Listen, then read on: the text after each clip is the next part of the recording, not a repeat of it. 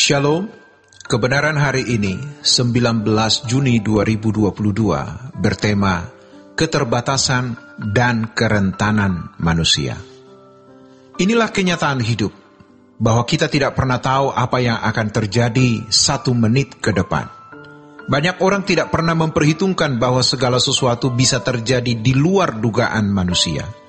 Seseorang yang mengalami kecelakaan bertanya, bagaimana ini bisa terjadi? Atau ketika dokter berkata bahwa kita mengidap penyakit yang belum ada obatnya. Yang lain tidak pernah menduga kalau palu hakim berkata, Anda dikenakan hukuman seumur hidup. Tetapi inilah hidup. Kita tidak pernah tahu apa yang akan terjadi 1 menit ke depan. Mengutip apa yang dikatakan Tuhan Yesus di Injil Lukas pasal 17 ayat 26 sampai 29. Dan sama seperti terjadi pada zaman Nuh, demikian pula lah halnya kelak pada hari-hari anak manusia.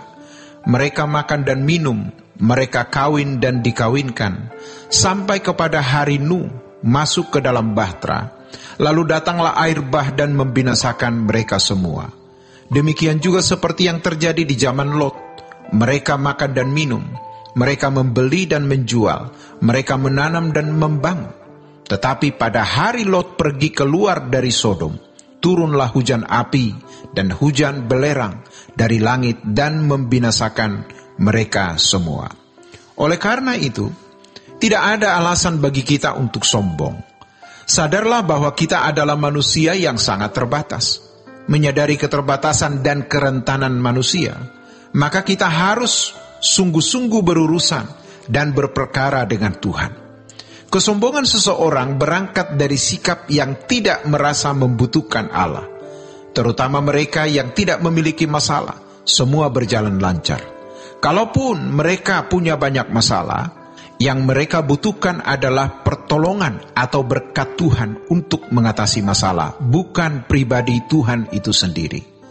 Ketika dalam kehidupan hari-harinya, ia tidak membiasakan diri mencari wajah Tuhan, maka ketika dalam keadaan krisis, ia tidak akan bisa menemukan Tuhan. Tuhan tidak bisa dipermainkan seperti itu. Maka jangan hanyut dalam kesenangan-kesenangan hidup dan kenyamanan sampai gagal fokus ke Tuhan. Di luar sana, banyak orang tidak peduli Tuhan. Mereka sombong, apalagi kalau banyak harta, mobil bagus, rumah mewah, punya kenalan pejabat tinggi dan aparat keamanan. Padahal, segala sesuatu bisa terjadi. Mungkin kita memang bukan siapa-siapa, tapi bersyukurlah karena kita sadar bahwa yang kita butuhkan hanya Tuhan. Ini sangat realistis dan logis. Kita harus berubah, dan melalui pesan ini kiranya kita disadarkan dan sejak sekarang benar-benar mengalokasikan waktu untuk mencari Tuhan dengan sungguh-sungguh. Kita memperkarakan diri kita dengan Tuhan. Kalau Allah itu hidup, Allah itu ada, maka kita harus menemui Dia. Justru ketika kita hidup, kita lakukan persiapan. Sebab ketika kita sudah meninggal, kita tidak punya waktu lagi. Dunia ini jahat sekali, khususnya bagi kaum muda. Jika kalian terbawa oleh filosofi, cara berpikir dan prinsip-prinsip hidup anak-anak dunia, kalian akan terhilang dan tidak pernah bisa berubah.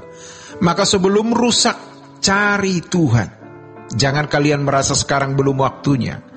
Kalau tidak mencari Tuhan hari ini, kalian akan tertelan dunia, habis.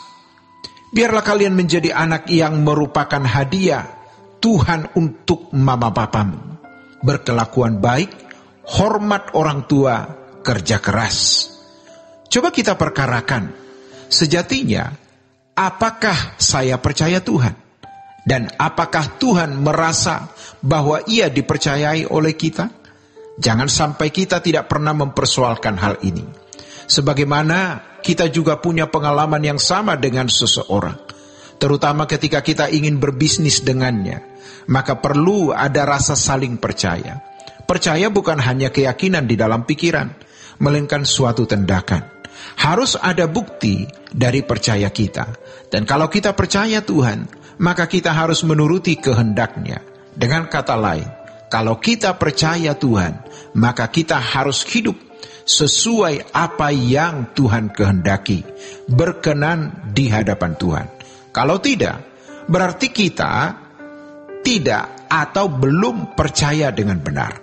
Jangan sampai ketika Tuhan datang atau kita meninggal dunia, kita masih belum atau tidak sanggup fokus mencari Allah. Sejatinya, inilah yang menggelisahkan, yaitu ketika kita belum bisa berpikir dalam orientasi berpikir kekekalan.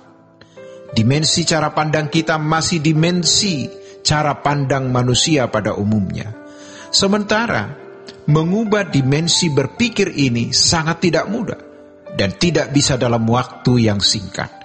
Jadi kalau di dalam Roma pasal 8 ayat 28, Alkitab berkata, Allah bekerja dalam segala hal mendatangkan kebaikan bagi orang yang mengasihi Dia.